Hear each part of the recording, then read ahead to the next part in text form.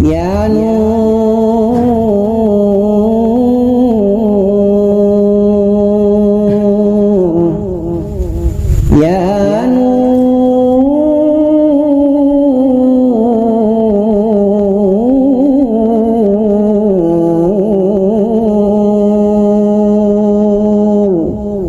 Maka malaikat maut turun ke sini. Makanya ketika sakaratul maut sudah datang, maka yang baca Quran hentikan. Kenapa? Oh, memang gitu ya. Jangan semakin kencang. Ayo Pak, insya Allah Pak, gitu. Al-Baqarah Pak, Al-Baqarah Pak. Al-Kahfi, Al-Kahfi. Enggak lah. Yang baca Quran berhenti dulu. Kemudian digantikan dengan kita mentalkin. Antum agak ke sana dikit. Masya Allah ya. Orang yang meninggalnya kooperatif ini.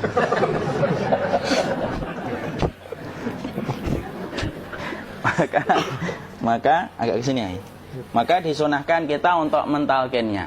Nanti ketika mentalkin jangan terlalu sering, jangan terlalu membebani. Jangan terlalu sering itu la ilaha illallah, la ilaha illallah. Enggak gitulah.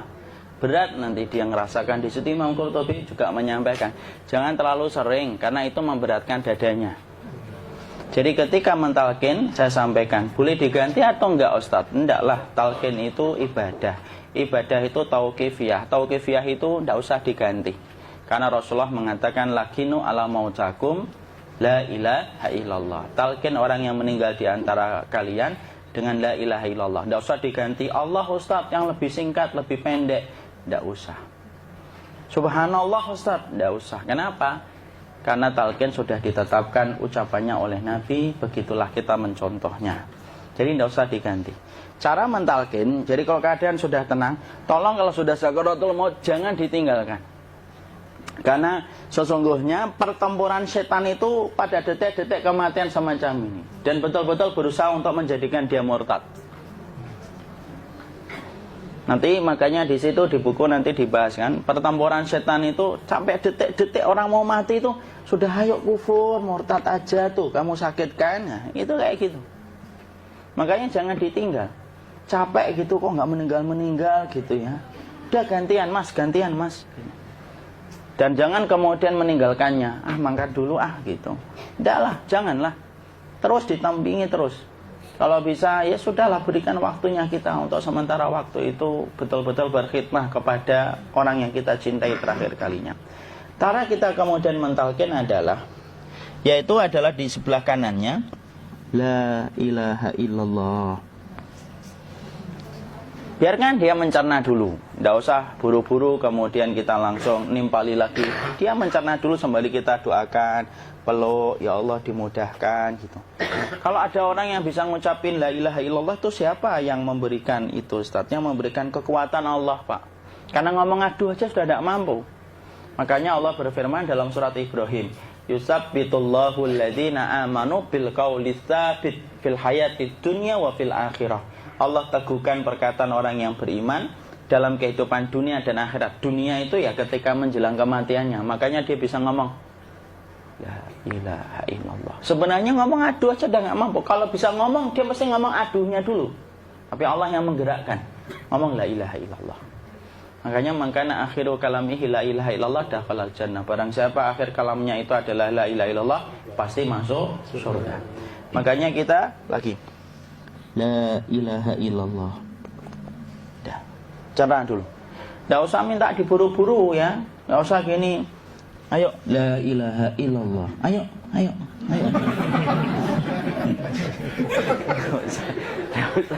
Enggak usah gitu. Ya, biarkan dia pelan-pelan gitu. Ayo tapak, ya Allah capek saya Pak. Enggak usah gitu. Dia ucapkan la ilaha illallah. Kemudian dia mencerna.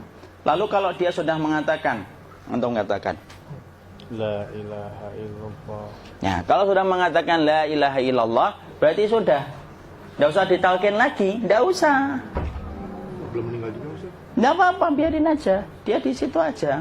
Kecuali dia ngomong lagi dan gak usah diajak ngomong alhamdulillah ya Pak, ya Allah gitu. Terus dia jawab alhamdulillah. Itu berarti ucapan terakhirnya alhamdulillah. Atau ketika habis ditalkan la ilaha illallah, dia ngelihat air, air. Nah, itu berarti ucapan terakhirnya air. Talqin lagi, nggak usah marah. Aduh pak minta air. Mau minta air nanti aja dikubur gitu loh. Jangan gitu. Biarin aja, jangan kemudian setelah la ilaha illallah. La ilaha illallah. Terus, ayo tutup, awas ya ngomong lagi ya. Nggak usah gitu juga. Maka kemudian setelah la ilaha illallah sudah, nggak usah diajak ngomong gitu. Terus kemudian nggak usah ada anaknya perempuan, ya Allah pak, sudah bisa ngomong la ilaha illallah, usah gitu. Cukup dalam hati alhamdulillah gitu. Diam kita dengerin gitu. Disitulah nanti biasanya tadi detik dia terakhir. Dia nanti ngeliat di sini pak, prosesnya itu. Nanti kaki langsung sebagian jempol dingin dia. Kaki, telapak kakinya langsung kalau kita geningkan dingin kayak kaki yang kena AC langsung. Kemudian dia langsung ningkup gini, dikit dia, mulai kaku dia. Atau kalau enggak, gini dia. Langsung kayak jatuh, kayak kepala nanti yang paling terakhir. Kepala itu pasti ada gerakannya pak, ini meninggal itu. Pasti gitu. Pasti gitu. Karena apa? Sudah tidak ada beban ruh yang menahannya. Ya, cabut ya, set pelan, maka kemudian malaikat itu. Tapi tetap sakit lah. Walaupun dikatakan ringan, tetap sakit. Maka kemudian sakit gitu. Cet ngelewatin sini. Jantung kemudian sudah tidak berfungsi. Kemudian ginjal pak, ngelewatin ginjal tidak berfungsi. Bapak bayangkan kan, kalau yang pernah sakit batu ginjal pak, sepakat nggak kalau kita batu ginjal itu sakitnya luar biasa pak? Itu baru titik batu kecil di ginjal. Kita bisa bayangkan tiba-tiba ginjal tidak berfungsi. Sakitnya kayak apa pak? Tiba-tiba ginjal nggak berfungsi, pankreas naik, kemudian tek jantung. Jantung ini dia masih hidup dia, di sininya masih hidup walaupun jantungnya sudah berhenti. Naik. Kemudian mata, dia ngelewatin mata. Organ tubuh yang paling setia sama ruh itu mata. Maka kemudian mata dia ngelihat dia, set. Ngelihat set keluarnya, set naik dia. Nah, dilihat ini sama dia. Makanya Rasulullah mengatakan innar ruha idza qubida tabi'ahul basar. Ruh itu kalau dicabut, mata itu ngikutin kemana perjalanan ruh itu. Makanya ada yang meninggalnya gini. Ya itu bukan tanda su'ul khatimah. Itu tanda fitrahnya mata ngikutin ruh. Atau kemudian bukanya sedikit. Ada yang kayak senyum pak.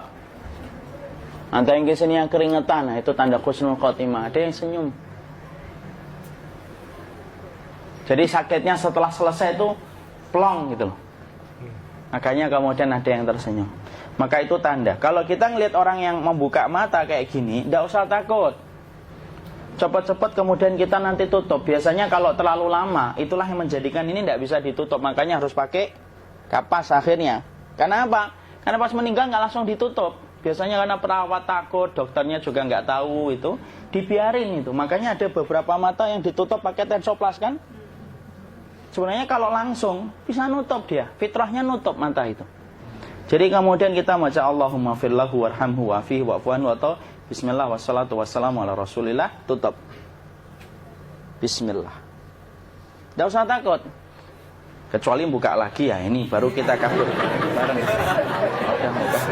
Kalau buka lagi Pak, Insya Allah Pak, ya Allah ya kita kabur bareng-bareng Pak. Diusap Pak, diusap gini. Ini enggak disenggol gini enggak.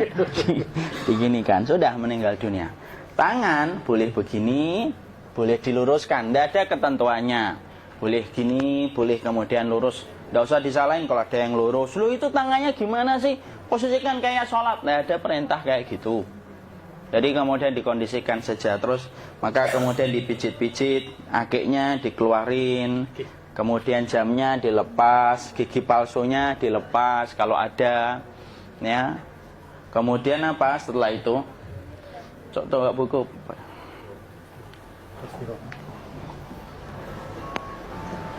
Kemudian kalau bisa awal-awal, kemudian taruh buku atau sesuatu yang agak berat di perutnya ketika baru meninggal dunia. Kenapa kemudian ditaruh kayak gini? Bukan apa-apa, supaya membantu sisa-sisa pencernaan dia untuk keluar. Nanti Pak, biasanya kalau kita taruh agak yang berat gini, atau kemudian kita gini-gini kan. Ini udah makan belum, akhi? Udah makan belum makan kok udah gede ya. Maka pencet-pencet kayak gini biasanya nanti ketika dimandikan, nah pas dimandikan diginikan saja. Aduh. Nah ini dia sudah keluar di belakang, dia gini. Terus nanti keluar dia. Nah ini keluar langsung di belakangnya. Dan memperlakukan orang kalau sudah meninggal dunia itu yang lembut gitu. Kenapa? Inna kasra admil mayyiti kakasri admil hayyi. Mematahkan tulangnya ketika orang sudah meninggal dunia itu lebih dia rasakan sakit ketika mati daripada ketika masih hidup. Tuh Islam itu sampai sama orang mukmin itu kalau sudah meninggal aja sampai selembut itu. Kok hidup kasar itu kebangetan dia jadi orang itu. Mau sampai orang mati itu kemudian disuruh yang lembut, kalau ada aib disuruh nutup, tidak boleh diceritain. Misalkan di belakangnya beliau ini ada tompel, gagah-gagah tompelnya gede gitu. Tidak boleh cerita, Masya Allah loh. Sampai segitunya sunnah itu, ngajarin kita untuk nutup aib. Kalau ada orang belajar sunnah sukanya buka aib, nyari-nyari kesalahan orang. Sunnah yang mana dia pelajari itu, saya bingung.